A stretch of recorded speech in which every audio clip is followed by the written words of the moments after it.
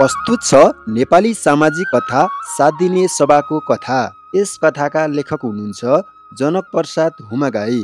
यो एकादेशको कथा हो।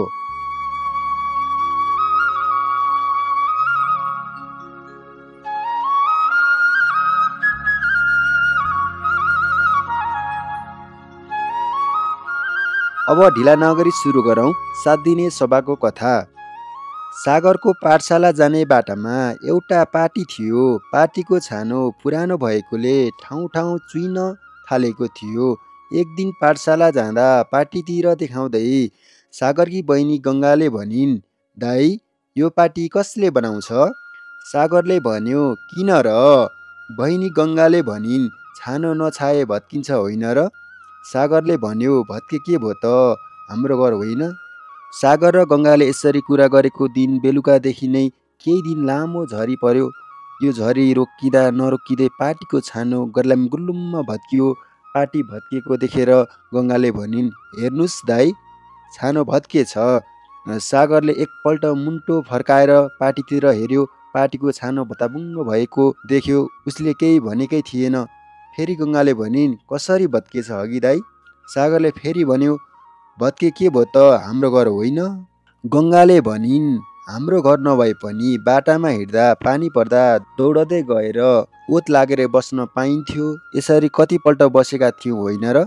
सागरले भन्यो, हुन त हो, तर अब नबसौँला भएन र? बहिनीले भनी, सानो पानी परे त नबसौँला, मुसलधारे पानी पर्दा नबस्ने? सागरले भन्यो, बस्ने ठाउँ नभएपछि मुसलधारे पानी परे पनि नबस्ने, सिमसिमे पानी परे पनि नबस्ने, छिटो छिटो दौडँदै घर पुग्न बल गर्ने। गङ्गाले झरी पर्दा पानीमा रुजेर हिँड्नु हुँदैन, ज्वरो आउँछ, बिरामी परिन्छ भनेको सुनेकी थिए। एकपल्ट मामा घर जाँदा ऊ आफ्नी आमासँग ठुलो पानीमा रुजेकी थिए। त्यस बेला उसलाई ज्वरो आएर केही दिन सुत्नु परेको थियो। मामा घर गएर घुमफिर गर्न पनि पाएकी थिइन। उसकी आमालाई पनि बिसन्चो भएको थियो। त्यो बाटो भएर हिँड्ने अरू मानिस पनि पानी पर्दा पाटीमा ओत लाग्थे, थाक्दा थकाइ मार्थे। गङ्गाले यी सबै कुरा सम्झँदै पाटी भत्कनु घर भत्कनु भन्दा पनि नराम्रो भयो भन्ने ठानी, तर सागरले यो कुरा बुझ्न सकेको जस्तो लागेन। आफूभन्दा ठुलो भएकोले दाजुसँग बढी कुरा गर्न पनि सकिन। गङ्गाको घरमा उसका आमा बुवाले हप्तामा एकपल्ट सबैजना आमा बुवा छोरा छोरी दाइ बसेर सभा गर्ने गरेका थिए। त्यो सभामा गएको हप्तामा भएका कामहरूबारे कुराकानी हुन्थ्यो। सभामा आउँदो हप्तामा गर्ने कामहरूको योजनाबारे पनि छलफल गर्ने चलन थियो। कुनै ठुलो समस्या आइपर्यो भने पनि उनीहरू यस्तै सभा गर्थे। सबै मिलेर समस्या समाधान गर्थे। गङ्गाले पनि पाटीको छानो भत्केको कुरा आफ्नो घरको 7 दिने सभामा राख्न निधो गरी। 7 दिने सभा हरेक हप्ताको शुक्रबार बेलुका भात खाइसकेपछि बस्थ्यो। सभामा बुवा सभाध्यक्ष हुन्थे, आमा विशेष अतिथि हुन्थिन्, सानो भाइ जुरेली उद्घोषक बन्थे, सागर र गङ्गा सहभागी सदस्य बन्थे। सभामा साह्रै राम्रोसँग छलफल हुन्थ्यो। सबैले आफ्नो मनमा लागेका कुरा निर्धक्क भएर भन्थे। कसैले कुनै कुराको गल्ती गर्यो भने पनि उसलाई हेला गरिदिन्थ्यो, गल्ती सुधार्ने मौका दिन्थ्यो। राम्रोसँग छलफल गरेर निधो गरेका कुरालाई कानुन र सबैले राम्रोसँग पालना गर्थे। गङ्गा शुक्रबारको बाटो हेरेर बसेकी थिए। आज शुक्रबार हो। बेलुकाको भान्सा सकेर सबैजना सभा कोठामा जम्मा भए। बुवा सभाध्यक्ष भएर बसे। आमा पनि विशेष अतिथि भएर बुवाको छेउमा बसिन्। सभामा गरिने छलफलमा गङ्गाले भत्केको पाटीको विषयमा बोल्ने भनी यसरी नै अरू जरुरी विषय पनि छलफलका निम्ति राखियो। आजको सभामा सबैभन्दा नयाँ विषय गङ्गाकै भएकाले पहिले बोल्ने पालो पनि गङ्गाले नै पाई। जुरेलीले सभाध्यक्षको अनुमति लिएर भन्यो, अब हाम्रो सभा सुरु हुन्छ।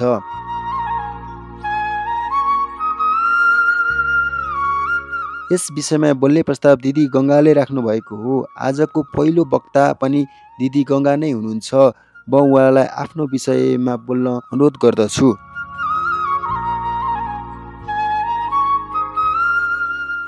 सभामा सबैजना मिलेर बसेका हुन्थे। बसेरै बोल्ने चलन थियो। सोही बमोजिम आफू आदरणीय सभाध्यक्ष, विशेष अतिथिज्यू र मेरा दाजुभाइ बसेकै ठाउँबाट सम्बोधन गर्दै गङ्गाले भनी, मैले पाठशाला जाँदा बाटामा हाम्रो गाउँको पाटीको छानो पुरानो भएर पानी चुइन लागेको देखे। त्यसरी पानी चुहिएपछि छिट्टै नछाए छानो भत्किन्छ भन्ने मलाई लाग्यो।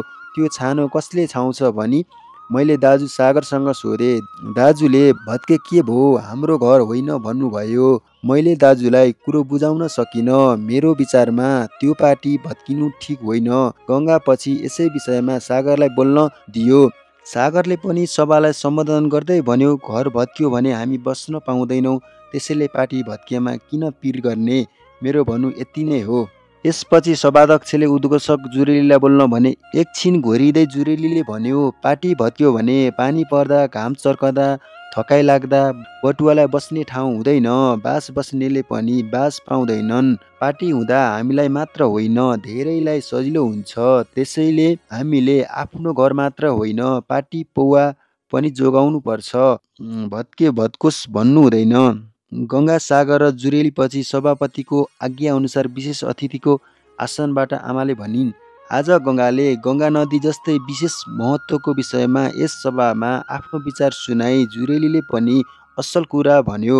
मलाई धेरै खुसी लाग्यो। सभापतिज्यू र अरू सहभागीहरूलाई पनि खुसी लाग्यो होला। हाम्रो घर भत्के हामीले मात्र दुःख पाउने होइनौँ। पाटी पँधेरा, बाटो, पाठशाला, अस्पताल भत्के धेरैलाई दुःख हुन्छ।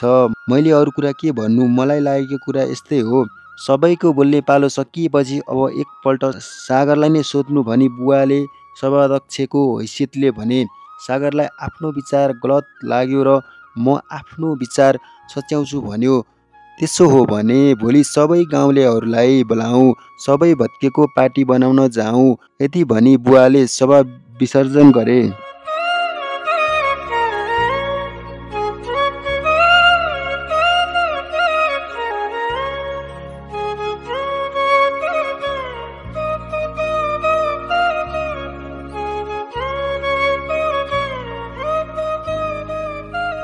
यो कथा सुनिसकेपछि यस कथाले के कुरा सिकायो त? कमेन्ट बक्समा आफ्नो मनमा लागेको कुरा लेख्न चाहिँ नभुल्नुहोला।